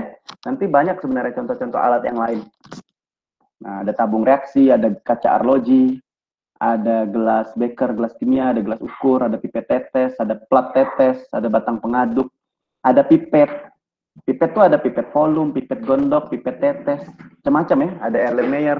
Nah, ini sebagian kecil aja pengenalan alat nih. Boleh kalian apa namanya, cari nanti alat-alat yang lain yang ada di lab, khususnya di lab kimia farmasi. Nah, ini contoh-contoh.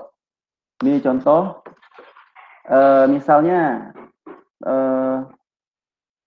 alatnya seperti ini. Nah, Nanti ini untuk gambaran contohnya nanti akan saya berikan apa namanya tugas kelompoknya untuk mengenal alat dan bahan. Nah, kurang lebihnya seperti inilah tabel. Nanti ada tambahan lagi tabel 1 ya. Ini contohnya misalnya bahan dasarnya apa, gelas.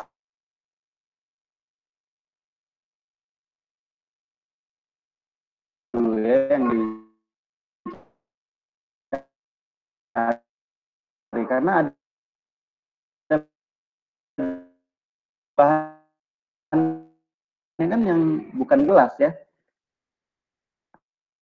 Ada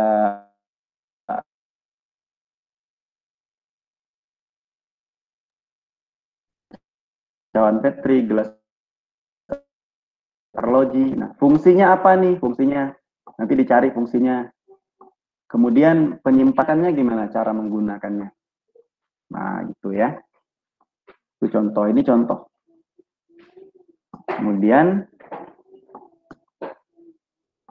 nah, sebelum lanjut nanti ke situ, coba lihat dulu yang nomor 5. Ini alat laboratorium digunakan pada saat apa ini? Nah,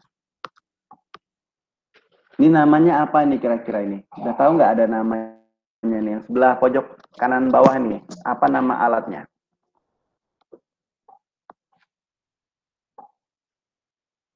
Kita kalau belum tahu namanya, kira-kira nomor 5 jawabannya yang mana nih? Digunakan untuk apa ini ya? Mencampur larutan, mengukur larutan uji, mencari analisis nyawa dari larutan uji, menimbang, mengukur berat sampel, apa ya kira-kira? Izin menjawab Pak, menurut saya A, mencampur larutan. Mencampur ya, mencampur larutan. Itu namanya apa kira-kira ini? Belum tahu ya namanya ya? Izin menjawab, Pak. Nah, ini juga ada kerannya di bawah ya. Oh ya, silakan. Apakah itu labu ukur, Pak? Atau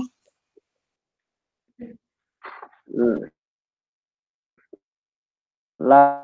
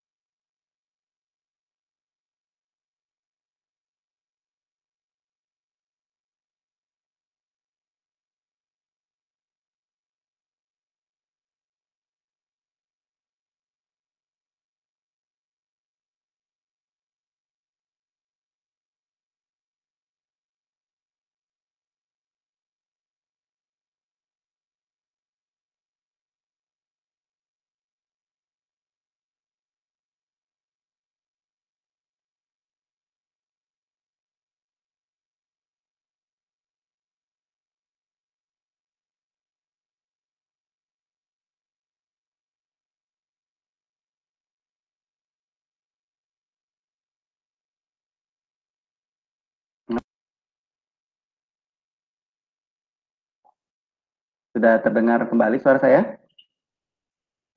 Sudah, Pak. Sudah, Pak. Itu tadi ya. Sudah, Pak. Terdengar, Pak. Ya. Sampai mana tadi ya? Nomor 5 ya tadi ya. Iya, Pak, sampai pertanyaan, Pak.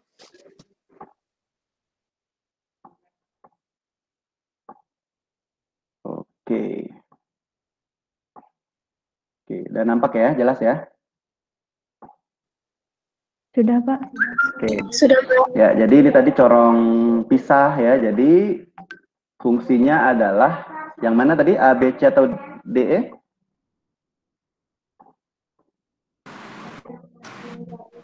C ke, Pak. Ya?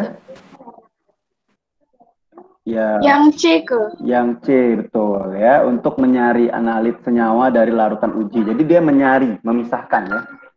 Seperti itu. Jadi ini corong pisah namanya. Nanti kalian akan familiar lah kalau dalam praktikum dari satu mata kuliah ke mata kuliah yang lain akan ketemu ini ya. Oke, jadi yang nomor 5 itu ada C. Corong pisah namanya ya. Oke, nah ini silakan kalian bisa catat nih. Untuk bahan kalian nanti ya dalam penugasan, nanti saya akan infokan penugasannya di pertemuan kedua nanti. Nah, jadi kalau alat-alat praktikum ini kita bisa bagi dalam beberapa kategori. Jadi alat praktikum yang pertama itu ada peralatan pemanas. Nah, itu yang pertama ya, catat dulu nih. Peralatan pemanas. Yang kedua ada alat-alat gelas. Nah, kemudian apa lagi? Udah ya.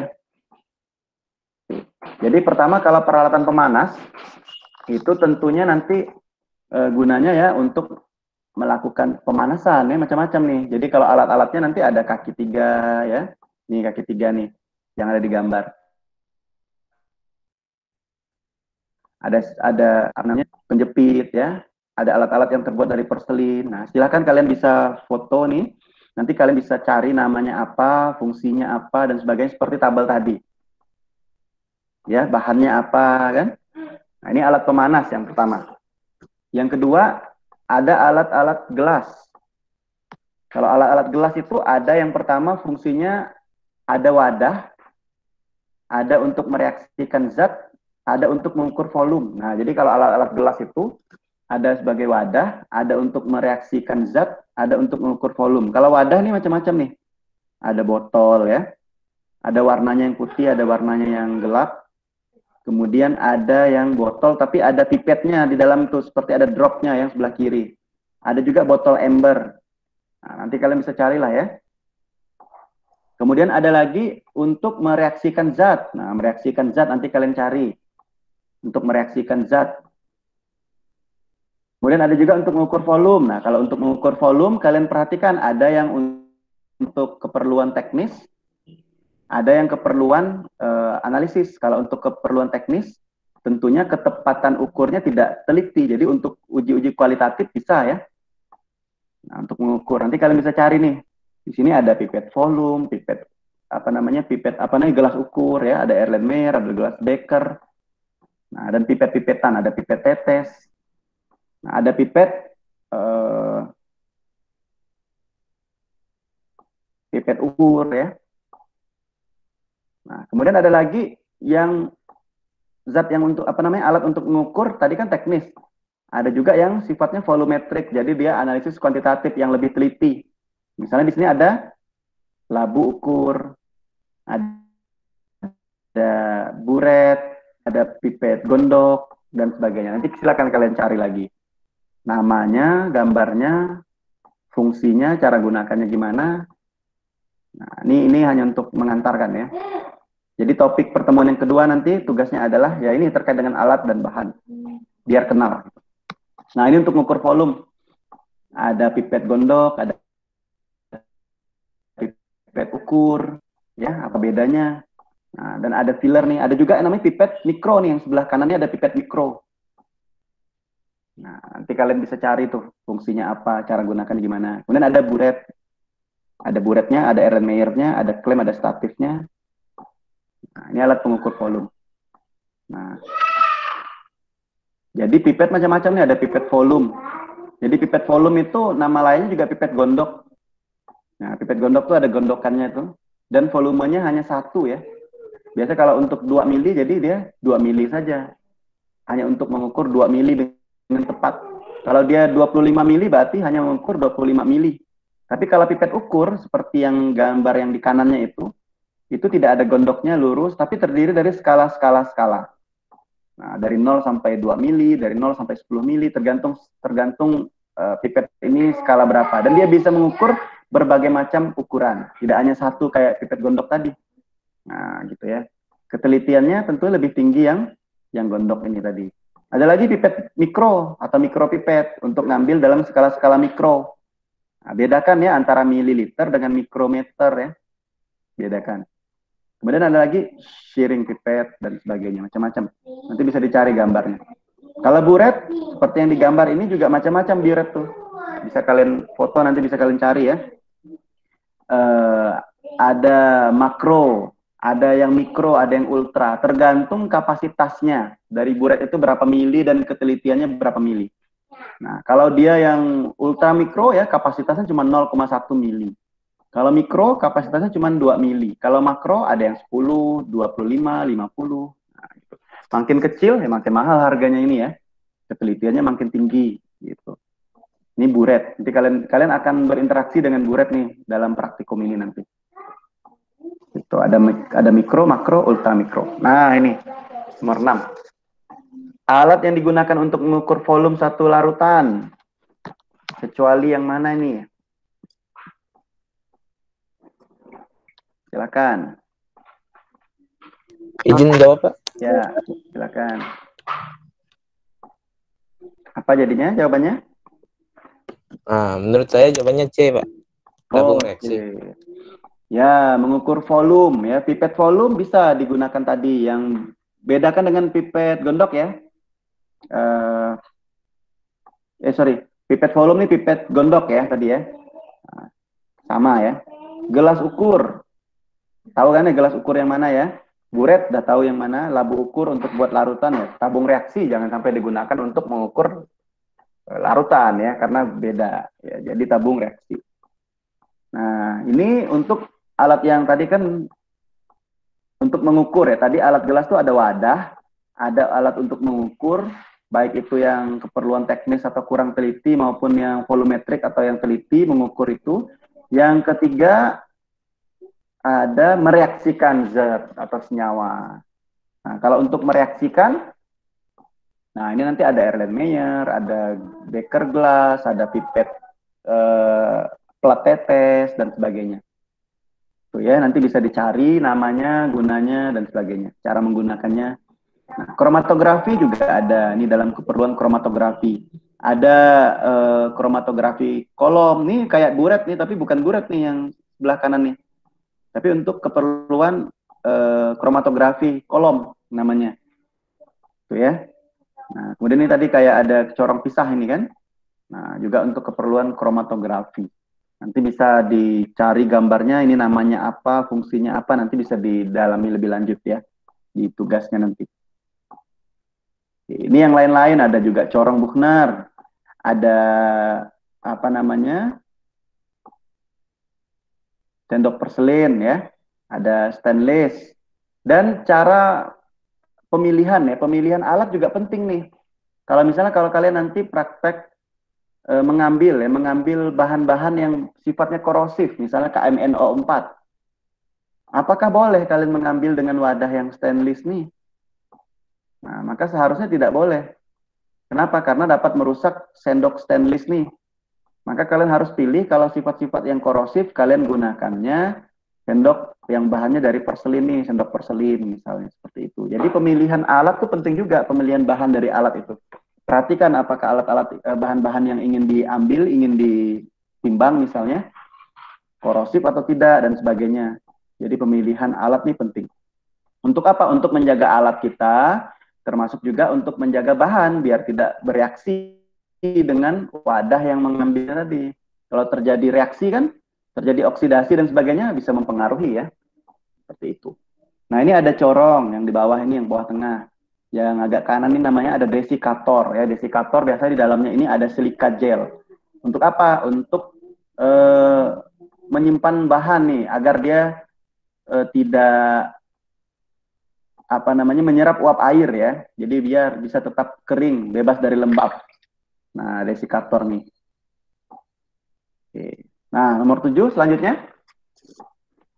Apa ini kira-kira? Untuk menjaga agar sampel kita tetap kering, terhindar dari kerusakan hidrolisis dan oksidasi. Ingin jawab, Pak? Ya, silakan. Menurut saya D, desikator. Oh iya, betul ya. Jadi dia menghindari hidrolisis, uap air, yang tadi ada gambarnya yang ini ya, desikator. Dalamnya itu ada silika biasanya, ada silika gel ya.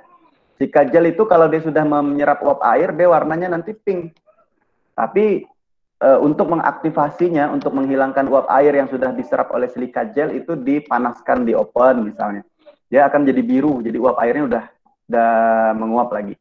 Silika gel bisa kalian lihat di berbagai macam produk ya. Misalnya kalau kalian beli sepatu baru, tas baru, biasanya ada dalam bungkusan itu ya, seperti bulat-bulat itu dalam bungkusan. Nah itulah silika gel dalamnya itu.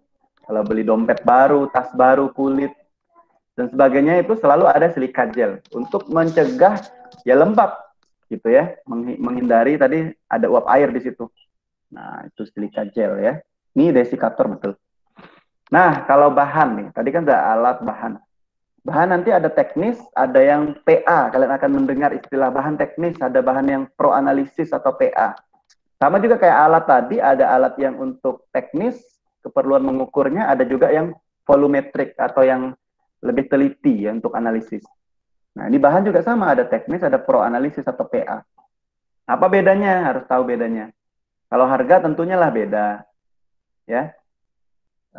Kalau pro analisis tentunya lebih mahal ya. Nah, tapi tergantung keperluannya untuk apa dulu gitu. Kalau memang perlu hanya untuk teknis, kenapa harus pakai yang analisis, pro analisis? Ya, kalau pro analisis itu bahan kimianya itu memiliki kemurnian yang tinggi, lebih dari 99,5% atau 100% bahkan kemurniannya tinggi. Biasanya digunakan untuk keperluan laboratorium, ya. Tentunya bahan-bahan ini sudah dianalisis, kadarnya juga sudah diteliti, konsentrasinya juga sudah ditetapkan secara kuantitatif. Nah, kemudian penggunaannya ya biasanya untuk apa itu? Reagen ya, untuk primer ataupun sekunder di laboratorium ya. Tentu keperluan analisis lah yang perlu ketepatan yang tinggi.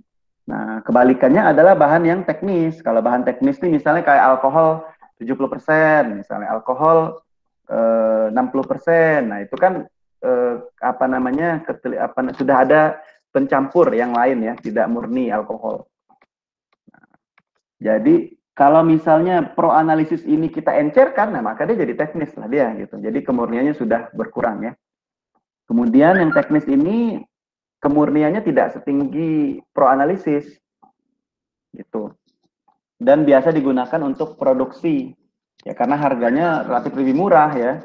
Tapi kalau yang pro analisis ya untuk penelitian yang perlu ketelitian tinggi biasanya. Kemudian kalau bahan kimia teknis ini konsentrasinya itu hanya dihitung berdasarkan hitungan stoikiometri aja tanpa analisis secara kuantitatif. Misalnya kalau kita ingin mengukur membuat HCl sekian persen atau sekian molar, sekian normal. Jadi kita untuk menetapkan kadarnya itu hanya pakai rumus pengenceran saja gitu, pakai rumus stoikiometri, pakai pengenceran. Nah, itulah itu teknis, jadi teknis dia, tapi tidak kita ukur kan dengan alat yang canggih berapa sih kadarnya ini pakai HPLC dan sebagainya, tidak. Jadi kalau teknis seperti itu ya, tapi kalau yang pro analisis itu memang kadarnya sudah ditetapkan dengan teliti gitu. Menggunakan instrumen untuk menetapkan kadarnya, tidak hanya seperti yang teknis tadi, hanya menggunakan perhitungan pengenceran ya. Berarti dia kalau diencerkan sekian ditambah dengan aquades sekian maka kadarnya jadi sekian. Nah, itu kan perhitungan stoikiometri aja. Nah, itu bahan teknis ya. Oke. Kemudian ini contoh-contoh sifat. Nah, sifat-sifatnya juga harus diketahui. Ada yang disebut dengan asam kuat, basa kuat, asam lemah, basa lemah, diingat-ingat ya. Nah, kalau asam kuat misalnya H2SO4, asam sulfat ya, HNO3, HCl, HF. Tentunya ini letaknya di lemari asam. Demikian juga basa kuat ada di lemari asam. Ada NaOH, ada KOH. Nah, kalau asam lemah ada asam cuka, ya. Ada asam oksalat nih, COOH 2 kali itu asam oksalat. Ada basa lemah, NH4OH. Nah, jadi ada asam, ada basa. Ada yang kuat, ada yang lemah sifatnya. Nah, ini kira-kira simbol apa ini? Izin menjawab, Nah, ini Pak. juga. Ya, silakan. Harus mengenal simbol-simbol. Silakan. Kalau misalnya ini, menurut saya itu jawabannya A, yaitu bahan kimia beracun, Pak. Beracun, mudah meledak, kemudian tidak berbahaya, semuanya benar. Wah, yang paling tepat ini yang beracun ya. Berarti kita juga selain mengenal alat, bahan, keselamatan kerja, kita juga harus mengenal simbol-simbol yang ada di wadah itu tadi, biar kita bisa berhati-hati. Macam-macam simbol-simbol nih, harus kita ketahui. Ya, bisa dilihat nih simbol-simbol. Nanti bisa dilihat di wadah kemasan bahan kimia itu ada simbol seperti ini. Nah, ini adalah simbol bahan kimia atau simbol keselamatan. Jadi yang tadi yang soalnya itu adalah kimia beracun ya, ada tengkorak itu. Ada bahan kimia yang korosif, ada yang mudah meledak, ada yang mudah terbakar, ada yang menyebabkan iritasi, ada yang pengoksidasi ya, ada gas beracun, ada yang bahan padat mudah terbakar ya, ada yang mudah menguap. Nah, itu ada kode-kodenya di situ. Nah, itu juga harus kita ketahui lambang-lambang ini. Ya, dan sebenarnya banyak sekali lambang-lambang yang lain. Ini hanya sebagian kecil saja. Nah, ini kira-kira apa ini? Logo apa ini? Nomor 9. Izin Silakan. menjawab, Pak. Belum? Ya, silakan. Apa itu? Jawabannya B, Pak. Bahan kimia yang mudah meledak. Mudah meledak. Ya, kayak tadi ya. Ledakan ya, mudah meledak gitu. Berarti kan kalau kita tahu, berarti kita kan harus hati-hati. Jangan sembarangan mau dipanaskan dan sebagainya kan gitu. Nah, seperti itu ya. Belum lagi ada yang menyebabkan karsinogenik, menyebabkan kanker dan sebagainya. Nah, itu nanti bisa dilihat tuh. Ini adalah sebagian kecil saja dari lambang-lambang. Banyak sebenarnya lambang-lambang yang lain. Ini ditampilkan cuma 9. Banyak sekali ya yang lain. Nah, oke. Ini terkait dengan K3 ya, kesehatan keselamatan kerja. Jadi kan tadi laboratorium itu tempat kita bekerja itu tentunya punya potensi timbul kecelakaan. Baik itu kecil, ringan, bahkan sampai berat ya, tentunya harus diperhatikan karena apa? Bisa menimbulkan efek yang lebih besar dan lebih bahaya lagi. Maka sumber-sumber bahaya itu harus kita antisipasi ya. Misalnya apa? Keracunan. Nah, jangan sampai tadi pakai mulut dan sebagainya, keracunan, iritasi, ledakan sampai kebakaran. Maka di sini perlulah ada P3K ya, kecelakaan pada laboratorium. Apa saja yang harus kita perhatikan?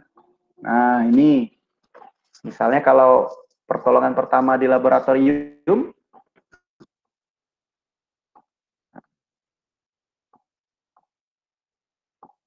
nah misalnya yang pertama nih ada terjadi luka bakar ya, akibat zat kimia. Nah, misalnya lukanya karena apa nih? Karena larutan asam. Maka apa saja yang harus dilakukan? Ada nih, bisa dicek nanti di sini. Tim Supervisi Ditjen Dikti 2002 terkait dengan P3K, bisa di-searching lah nanti ya. Nah, ini terkena larutan asam. Nah, kalau terkena larutan natrium dan kalium, terkena bromin, apa sih yang dilakukan? Nah, ada tahapan-tahapan P3K-nya sebelum kita bawa, misalnya dia ke rumah sakit terdekat ya. Nah, tapi semoga tidak terjadi, kan seperti itu ya. Harapannya tidak terjadi, makanya kita harus pelajari agar tidak terjadi. Tapi kalau terjadi, ada pertolongan pertama yang harus dilakukan. Nah, seperti itu. Ini contoh-contohnya, ada dicuci dengan air, ditambah apa gitu ya, dicucikan, dikeringkan. Nah, kalau logam nempel diambil, cuci dengan air mengalir, dinetralkan dengan asam asetat, dikeringkan, dioles, bla bla bla ya, macam-macam. Nah, ini contoh-contoh pertolongan pertama di laboratorium. Kemudian, nah kalau kena fosfor misalnya apa, kena air mengalir, selalu ada air di situ. Kemudian cuci dengan CuSO4 3% dan sebagainya ya. Itu bisa dilihat tadi teknik-tekniknya yang di tadi itu ya, di beberapa referensi. Contoh lagi, tadi luka bakar karena kimia. Kalau ini luka bakar karena benda panas ya. Ada salep minyak ikan. Kemudian dicelupkan ke air es atau air yang dingin, dikompres dan sebagainya. Kalau kena mata, kena larutan asam. Misalnya di sini dicuci, dibilas ya. Kemudian dicuci dengan 1% natrium karbonat ya, karena asam berarti dinetralkan dengan yang karbonat nih. Kemudian kalau kena larutan basah, dicuci dengan air mata tadi tuh. Kemudian dengan asam borat. Nah, seperti itu ya standarnya. Kalau tergores ya dibersihkan tentunya dengan alkohol ya, atau obat betadin dan sebagainya, dibalut ya. Selanjutnya memang harus dibawa ke rumah sakit terdekat ya. Kita kan rumah sakit Untan ya, dekat ya. Tapi selama ini belum pernah terjadi dan jangan sampai pernah terjadi seperti itu. Jadi harus hati-hati. Kalau keracunan di pernapasan misalnya karena menghirup gas-gas ini. Nah, ada Cl2, HCl dan sebagainya, amonia. Jadi kita harus hindarkan korban dari lingkungan zat tersebut, kita harus pindahkan ke tempat udara yang segar ya, dipindahkan. Nah, makanya di sini hati-hati kalau kalian mereaksikan, jangan sampai yang harus di lemari asam, jangan sampai di luar. Karena apa? Bisa meracuni nanti udara lab kita, sampai orang keracunan semuanya. Gitu ya. Karena ada gas-gas yang tidak nampak, tidak berwarna. Tiba-tiba aja nanti keracunan gitu. Nah, jika korban tidak bernapas, ya segera pernapasan buatan, menekan bagian dada, mulut, ya bla bla bla, cara-caranya ya, P3K ya. Nah, seperti itu. Kemudian tentunya harus dihubungi nih. Siapa yang harus dihubungi? Ya, pejabat laboratorium, laboran, satpam, ya tentunya segera dibawa ke rumah sakit ataupun fasilitas kesehatan yang terdekat ya. Mungkin demikian. Nah, itulah kira-kira tadi alat, bahan, keselamatan kerja dan sebagainya. Nah, ini bisa dipoto dulu, dipoto. Nanti pertemuan kedua malam nanti saya akan informasikan selanjutnya ya. Nah, ini silakan boleh dipoto dan dikerjakan dalam apa namanya, berkelompok ya. Untuk kelompok kalian kalau nggak salah ada 40 orang, 39 orang, betul ya? Betul, Pak. Betul ya? Betul, Pak. Betul, oke. Ada 39 orang, kita bagi 4 kelompok saja. Jadi urutan saja NIM-nya dari NIM 1 sampai orang ke-10. NIM-nya kan juga tidak urut tuh, ada yang melangkah-langkah ya, karena ada yang tidak daftar ulang dan sebagainya ya. Jadi 10 orang pertama kelompok 1, 10 orang kedua kelompok 2, 10 orang ketiga kelompok 3, berarti 9 orang yang terakhir kelompok 4. Nah, gitu itu kelompoknya. Silakan ditunjuk ketua kelompoknya. Nanti agendanya ini bisa dikerjakan per kelompok. Untuk pertemuan kedua yang tentang alat bahan, nanti saya informasikan lebih lanjut untuk agenda malam ya, hari ini ya. Nah, tapi yang gambarannya tadi adalah kalian bisa cari alat-alat apa saja tadi gambarnya, fungsinya, cara gunakannya, dan sebagainya seperti yang tabel tadi, boleh dicari ya. Mulai dari sekarang, nanti diinformasikan lanjut ya. Itu agendanya nanti sejak pertemuan kedua sampai pekan selanjutnya. Jadi ada 1 pekan. Tapi kan boleh dicari dari sekarang, dicicil ya, biar tidak menumpuk. Itu nanti bisa dikerjakan di PowerPoint ya, kalian susun di PowerPoint, nanti dikumpulkannya di Google Classroom. Nanti saya akan buatkan tempat mengumpulkannya ya. Kemudian ini post testnya untuk hari ini masih ada waktu nih sampai jam selesai ini kan masih ada beberapa waktu, beberapa jam ya. Boleh nih dikerjakan, nanti dikumpulkannya di Google Classroom. Saya akan buatkan tempat di Google Classroom-nya untuk post test yang ini. Silakan dari foto ya, nomor 1, 2, 3 sudah ya? Sudah? Sudah, Pak. Oke, kita lanjut. 1, Sudah, 2, Pak. 1, 2, 3 sudah. Kemudian lanjut yang 4. Nah, yang 4, apa arti dari simbol ini? Oke, 5, 4, 3, 2, 1. Kita lanjut ya. Masih ada nggak nih? Oh, sudah ya, sampai situ aja ya. 4 soal aja. Oke. Oke, mungkin itu ya. Untuk prosesnya sedikit saja. Tadi mereview dari materi yang tadi kita jelaskan. Nah, kemudian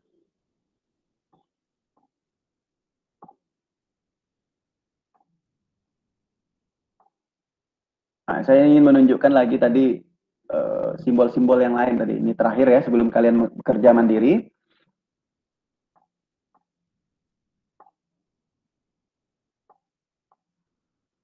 Nah, ini. Tadi kan cuma 9 yang kita tampilkan ya. Nah, sebenarnya masih banyak yang lain. Masih banyak yang lain. Nah, ini simbol-simbol yang lain nih. Simbol-simbol bahan kimia berbahaya. Ini bisa di-searching lah ya, masih banyak ya untuk mengetahui ya, biar tahu kalau ketemu gambar ini apa sih artinya gitu ya. Nah, ini ada yang ada lingkungan ya, ada macam-macam nih. Sebagian tadi sudah ada di gambar 9 ya, tapi ini ada contoh-contoh gambar yang lain. Nah, kemudian ada seperti ini ya, ada organik peroksid ya. Kemudian ada yang tanda silang, ada yang korosi, ada ini menyebabkan iritasi. Nah, kemudian ada yang inhalasi, jadi berbahaya bila dihirup ya. Kemudian ada berbagai macam nih lambang-lambang. Oke, itu adalah simbol-simbol bahan kimia berbahaya menurut aturan Eropa. Jadi bisa searching aja ya, bisa di searching. Oke. Kemudian, nah, untuk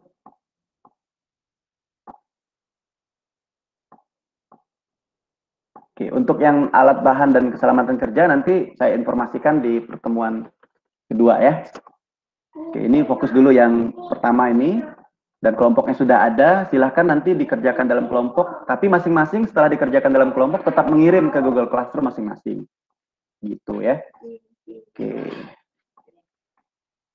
Udah jelas ya tadi ya, ada proses saja dikerjakan sampai akhir jam praktikum ini. Oke. Selanjutnya untuk kode pertemuan kedua dan agendanya nanti saya informasikan lebih lanjut ya ke Google Classroom. Oke, mungkin demikian untuk pertemuan kita pada pertemuan pertama ini ya. Selamat mengerjakan post-testnya yang tadi. Kalau sudah selesai boleh sekalian cari-cari terkait dengan alat-alat dan bahan ya, biar bisa nyicil. Nah, jadi bisa selesai nanti ketika saya informasi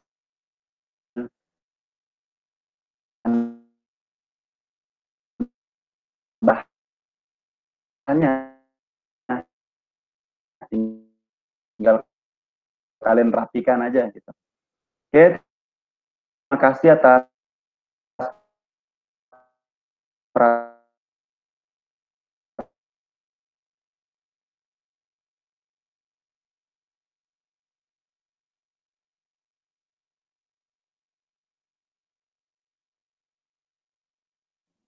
Oke, silahkan ya, ambil dikerjakan.